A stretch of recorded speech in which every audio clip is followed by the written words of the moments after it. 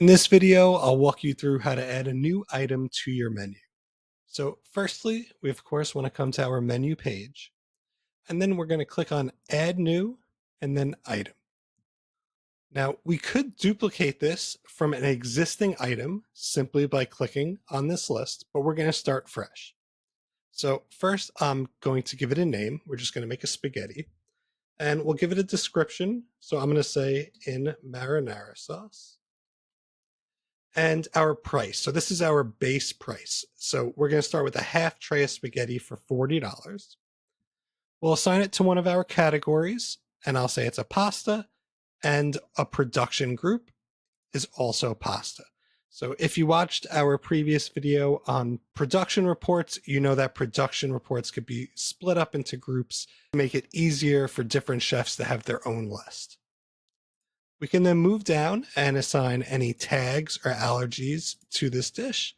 And we could even add heating instructions. So let the customer know that it's going to take 30 minutes in the oven until this is ready.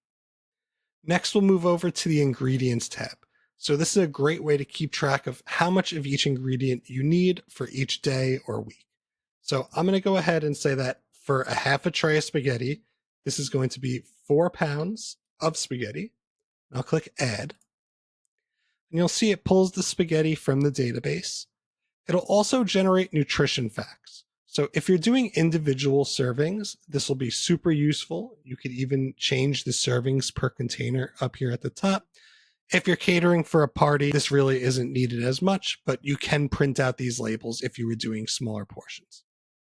Next, we'll move over to the supplies tab. So if there's a specific supply that comes with this item, you could assign it. In this case, I'll just say it's a serving spoon.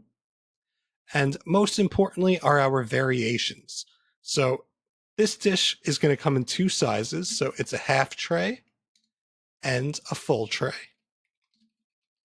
And we'll say that the full tray is $75, but it's very important that if they order the full tray, we can keep track of the right amount of ingredients. So we'll hit adjust ingredients. We're going to change 4 pounds to 8 pounds if they order the full tray. Next, we'll move over to components. So a component is giving the customer a choice. So I'll go ahead and click add component, and we're going to say add a protein. And we're going to say it's not required. So it's 0 minimum, but a maximum of 1. And we'll give them the choice between meatballs and chicken cutlet.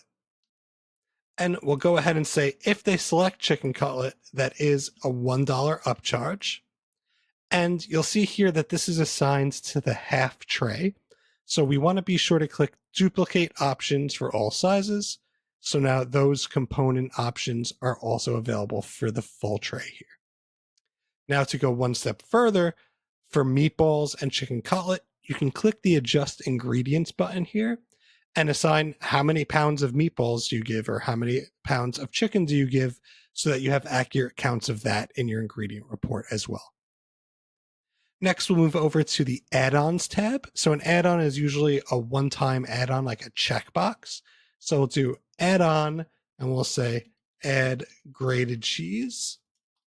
And this is a $2 upcharge. And again, we'll duplicate for all sizes. Finally, we'll just want to add an image here on the top right-hand corner, and you're good to go. Just click OK, and your meal is saved.